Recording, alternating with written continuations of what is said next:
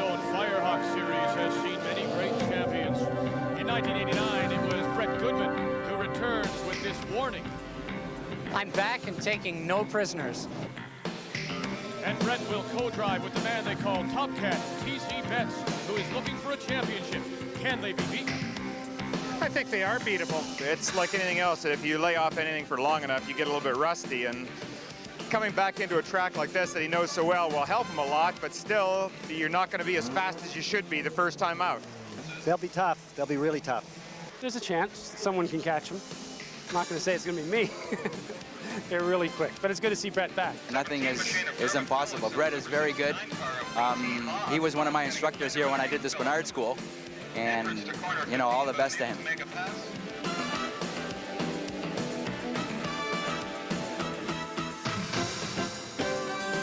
This is Race Day on TSN.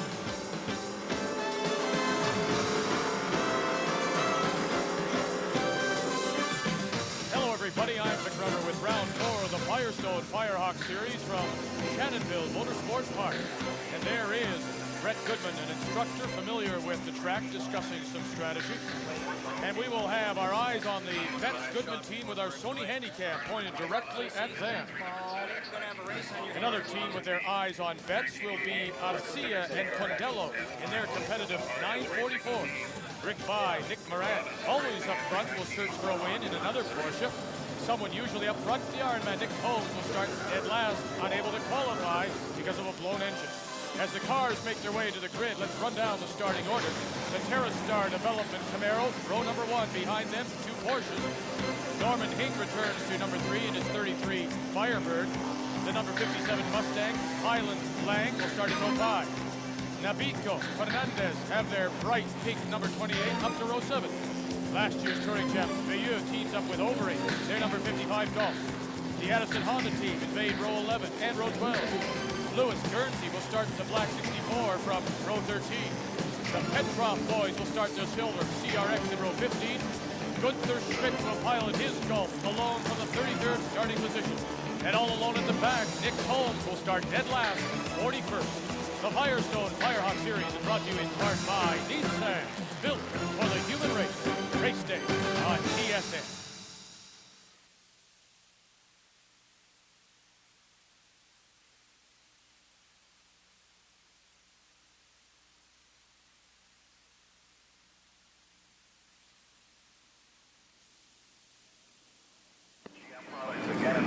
Welcome back to the Firestone Firehawk series, race number 4 of the field, heading to the flag, big field, 41 cars, and the green flag is out, and it's the number 9 Camaro of John Cadman Jr. into first place. Behind him, the number 1 of Terry Betts. By and Arcia chase the Camaros in their Porsches, in car with Terry Betts, who is in second and chasing his teammate Cadman. Oh, and the screeching tires mean Betts has to do some dancing. What the hell is Norm doing? I don't know. It appears that Norman Hing, Betts' teammate, had something to do with Terry, now dropping back to 5th. Let's take another look now from Rick By 680 Porsche. The number 1 is Betts in second. Have a look. Oh, you see Hing get over, almost take them both out. And that's why Betts had to do the little dance and drops back to 5th. Now Terry gets the position back. He lost going around Rick By and Hing, but very carefully. Hing's car prepared by Captain Kirk Robinson, who also prepares the TerraStar Camaro. So the black 33 is really a teammate of both the number 1 and the number 9. In car with By as he chases Betts in the number 1 for 3rd. They follow both Cadman and Arcia. The Camaros have a great winning record this year, but those Porsches are always in the hunt. There's the fight for 3rd. Rick By, Terry Betts, both drivers. They spend an awful lot of time here at Shannonville, and now both of them fighting for 3rd spot. As they head toward the back straight, Cadman continues to lead. Arcia is second. Then it's Betts and By, 3rd and 4th. 41 cars take the green flag here at Shannonville. We want to show you just how crowded it can get on the dance floor. Look at this from the back of Terry Martell's Camaro. There's Nabico behind him, Highland in the Mustang. Now Schill in the 67 moves up, squeezing the yellow Toyota out of play. Oh my, rubbing shoulders here at Shannonville. Nick Holmes, who started in 41st, is already up to 10th. What a great drive so far by the Ironman. Another great drive by the number 9 Camaro of Cadman Jr., a last-minute starter. He knows how to drive a Camaro, and he's your leader. However, Rick By still doing everything he can to get by the top cat, Terry Betts. And with a win today, Terry could wrap up the 90 championship. He did win round 2 here, but he told us pre-race, nothing is ever certain, of course, in racing. Through the carousel, it would appear that Betts and By are catching the second-place Porsche of Fernando Arcia, but By is glued to Betts' rear bumper. There is no room between those two cars. By trying everything he can to intimidate Terry, looking for the mistake. With Terry, 3 wins this season, he won't be shaken easily. The Camaros and Porsches very equal on this 4-kilometer track.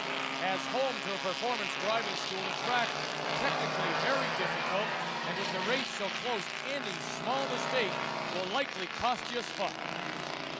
Now they head on to what they call the 401 back straight, and it's John Cadman Jr., a guest really of the Robinson Racing Team, and he seems to be stretching his lead now on the other cars as they fight it out for second. Norman Hayden, Pinkhorst wait in 5th and 6th spots behind as the top 4 head down the 401. You know, this section of the track is actually used for drag racing, and it really is a drag race for the first 4 places in GS.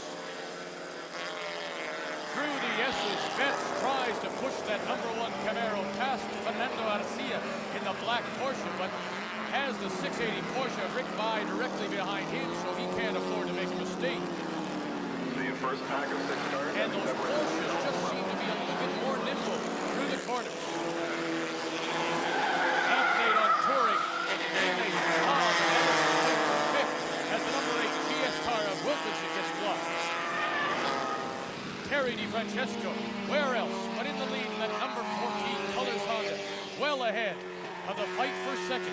Terry didn't qualify fastest in touring, but on the replay you can see he got to work early. Right here he passes the number 77 of Jacques Robinson, then goes to work on the fastest qualifying number 4 of Rob Vining.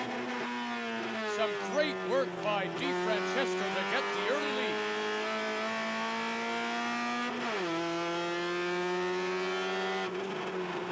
And that's how it's done when you're DiFrancesco. Now the battle for second through 4th, the Acura team holding off the Addison Racing Hondas. Now look at Lee Hobbs in 4th, trying to get around the Burton Camaro of Dave Wilkinson. Does inside, but then can't hold it. He's off. Wilkinson is back. A little touch, and both cars are now doing a dance here at Shannonville. And unbelievably, both cars fire up and are back and racing. You know, that number 8 car of Wilkinson and Mulvey are supporters of MAD, the Mothers Against Drunk Driving. The MAD originally started in California. A young girl was run over in her front yard by a drunk, and it was basically a slap on the wrist type offense. It became clear that obviously one could commit murder while drinking and driving and only get a 3-month license suspension. It then moved up to Vancouver, mostly with parents of victims and friends of victims, and it's moving east in Canada now. So we're hoping that they make a big change to people's general outlook. And Mulvey has some words of advice heading into this Christmas season. Don't drink and drive, and absolutely don't get in a car with a person who's been drinking, even if you're sober. You're more likely to be hurt than he is. And I don't think that Steve Mulvey's going to get a chance to drive here at Shannonville. That incident looks like it has finished his number 8. In sports class, the Lakeshore Toyota MR2 driven by Lloyd Service has the lead, and he is fighting now with the leading tour car for the overall position. Second place, that belongs to Duncan Johnson behind the wheel of his downtown BMW 325 IS. A little behind the Toyota, but these two have battled all year for sport domination. Neil Jameson signals his pit. Holt signals, I think, he will likely lose third place with mechanical difficulties. Neil's teammate, the number 59 Eagle Talon, Drew Fesser. 4th, will inherit 3rd now in sports.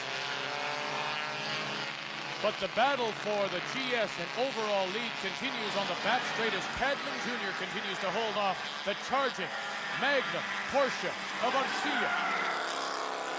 Cadman's teammate fights with the 680 Porsche for third. The battle between Betts and Bai continues here at Shannonville Motorsport Park as round 4 of the Firestone Firehawk Series continues. As we update the GS standings after 25 laps, your leader is Cadman Jr., followed by Fernando Arcia. While in touring after 25, it is the Honda Civic of Di Francesco. TSN Race Day comes right back.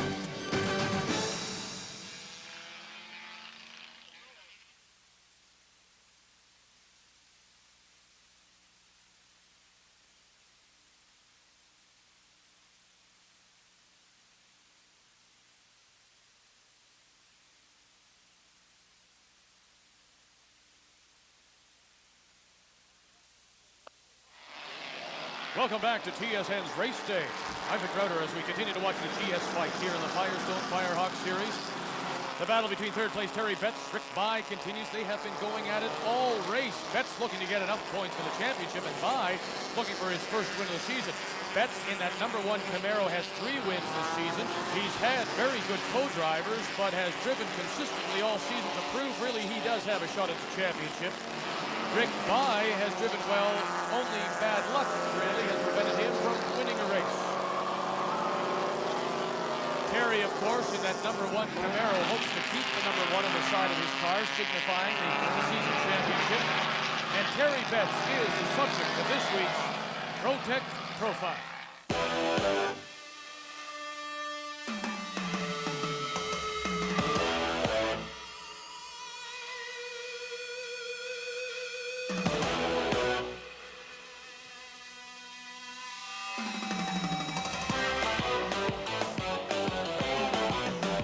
I think it's fair to say Terry Betts has surprised many people this season with his success in the 1990 Firehawk Series. However, his success in racing is just one in which he has done very well. The business that I have is, the name is Rocky Mountain Art Galleries. It's a company I started in Western Canada, and we're in the business of retailing art. We specialize in limited edition prints, and we have our work priced at a popular level. Our main marketing strategy has been to bring a good quality art to the larger market as opposed to the very thin market at either end of the price spectrum. And it's been a successful formula for us. However, it requires some juggling. A racing business and a successful art business. Well, typically on Monday, I'm in the office in meetings first things with the key members of my staff to find out what has gone on the previous week. We also discuss what's coming up during the week. And during Monday afternoon, I'll probably set an agenda for the week to make sure that if I'm going racing, that I accomplish the things that I need to accomplish, you know, on behalf of the company to keep things rolling. Later in the week, I'll work on getting those tasks accomplished and dealing with whatever I have to. And I like to make sure that if I'm going testing or practicing Thursday that I do with a free mind. And it usually takes me, you know, good 3 days to get everything out of the way. And then on Thursday, I'm basically free to go. It's a little difficult if it runs into 2-3 weeks in a row, I have to admit that. But with a week in between now and then, it allows me to keep on top of things. And keeping on top of things has him now challenging for the championship. Well, the opportunity to race the Firestone Firehawk Series has really given me a chance to get some excess track time, and not only that, but to give me an opportunity to gain a little more notoriety as far as my driving career goes. Anytime you have an opportunity to participate in a series where you're competitive and have a chance to win, I think it's good. I think most people can probably understand that pretty readily. Rick Bai in his 680 Porsche trying to catch the top cat. As we go in car now with Bai, and that is the rear bumper of the #1 Camaro of Betts. And look at Bai move to the inside and gets by rather easily. I think we got a tranny blowing. What's the matter, Terry? Got a transmission out. Won't go at all, eh? Can't get it in any gear. Coasting in. Okay. Can't get it in gear? No, I can now when I stop, but any gear, it's grinding and rattling big time. It won't go in any gear. Nothing, eh? Big noise. How's the clutch feel? The clutch feels fine. Put it in Listen. gear. All right, you're toast, buddy. Your toast buddy, Kirk Robinson, with the bad news, and Terry's hope for the championship are over for the day. Yeah, the shaft broke, just like Norm's car did, I bet. Meanwhile, Terry's teammate, John Cadman Jr., having a much better time, leading all cars in his number 9 Camaro, while Fernando Garcia is right behind. In the sports class, Duncan Johnson's BMW leads that yellow Toyota of Lloyd Service. Service has been a perennial front runner throughout the season.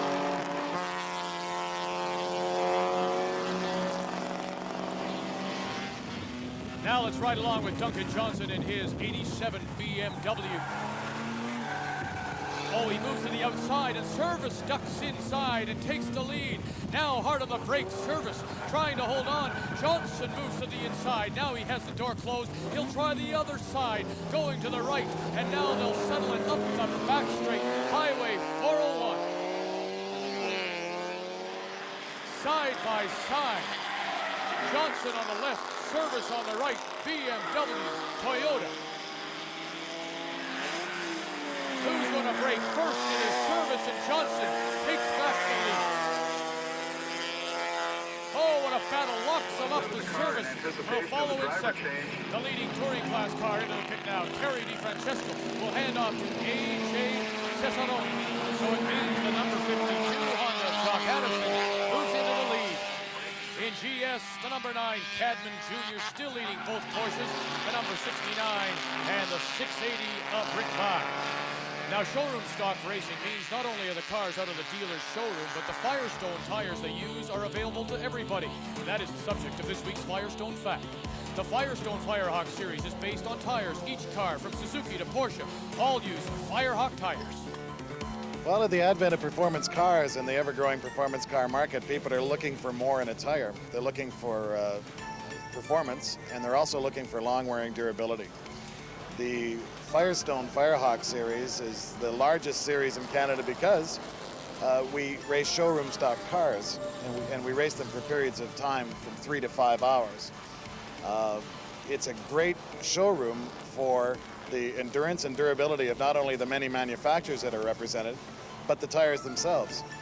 The drivers make strong demands on the tires in racing conditions.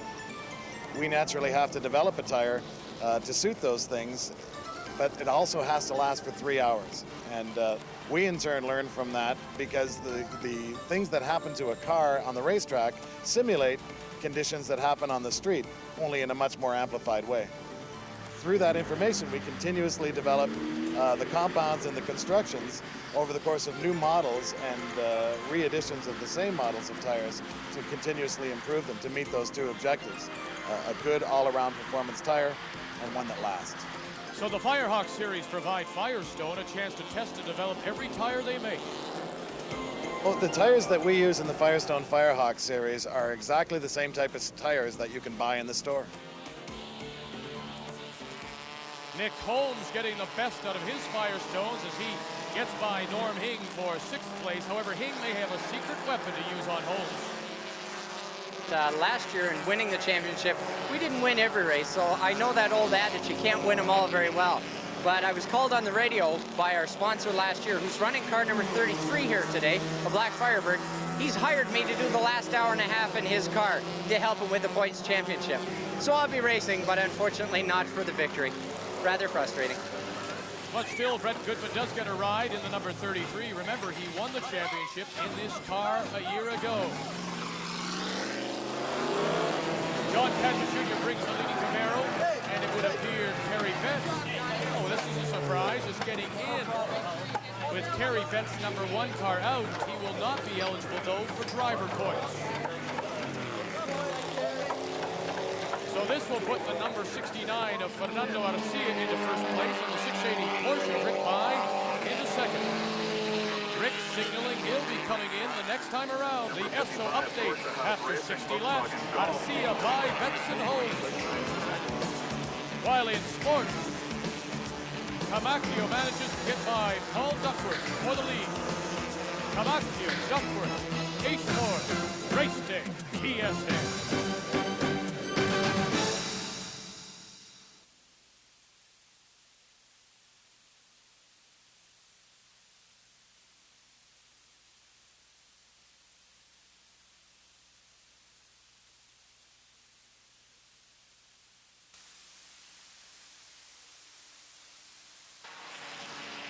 Race day on TSN, round 4 of the Firestone Firehawk series, and we're heading to the finish line. The leader, Fernando Garcia, in that black Porsche, hasn't pitted yet, and he's managed to increase his lead to over 1 full lap. The longer he stays out, the less fuel he'll need, of course, the shorter the stop. Looks like a pretty good pit stop for the 680 Porsche of Nick Laurent now, taking over for Rick Mai. They are currently in second. The leader continues to be the 69, the black Porsche, Fernando Garcia. And the big question, of course, when will he come in? And it may be shortly because co-driver Dominic Condello gets the helmet on. At the same time, Kirk Robinson and his team wonder how long that Porsche can stay out there. Okay, don't waste too much time with the fuel. Yeah, 50 seconds, you gotta... Okay. 50 seconds. Fine. 50 seconds. We're going for 50 seconds, guys. But Condello's going to have to wait just a little longer because this Porsche seems to have a bottomless tank. Well, the car is a new car to us, and Fernando seems to know what he's doing in that, and I just hope that we don't run out of gas. That's all that's going through my head. And as we check the Cardinal watch, 2 hours and nearly 29 minutes as Garcia finally brings it in, still running on his first tank of gas and leading by over 1 lap. And remember, the crew calculates they need a change, driver change and pit stop in 50 seconds or less. Garcia is out. Condello is in. 50 seconds. Condello fighting with the belt. Still tanking it up. 50 seconds. Meanwhile, Robinson's crew is checking the clock as well. And finally, Condello is out. In 1 minute and 20 seconds. They still lead in the 69 Porsche, but it is a lot less now. As we now follow the battle for second and third, and Nick Moran trying to hold on as Betts will move to the inside and take over second place in that number 9 Camaro. Now Betts has to fight for the lead if he can, try to make up some ground and catch that 69 Porsche. Betts team manager Kirk Robinson wondering if his driver can make up the ground.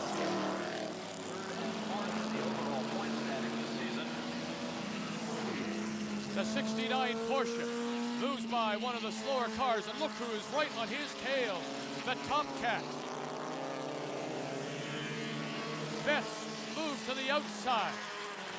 Now it's door handle to door handle, and Betts has moved in front.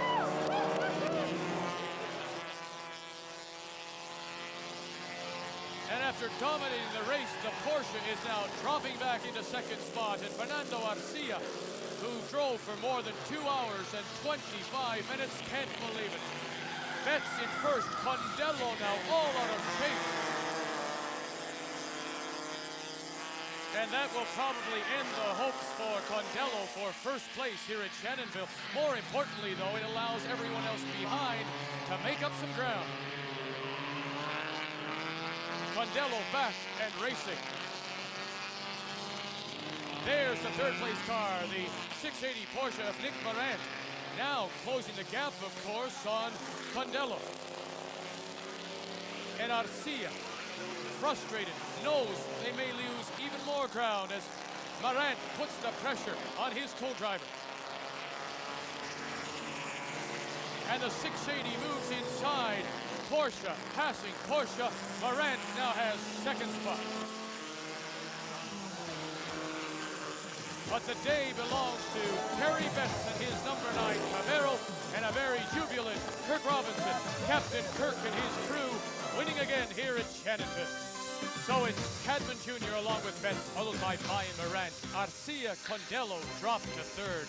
Heartbreaking.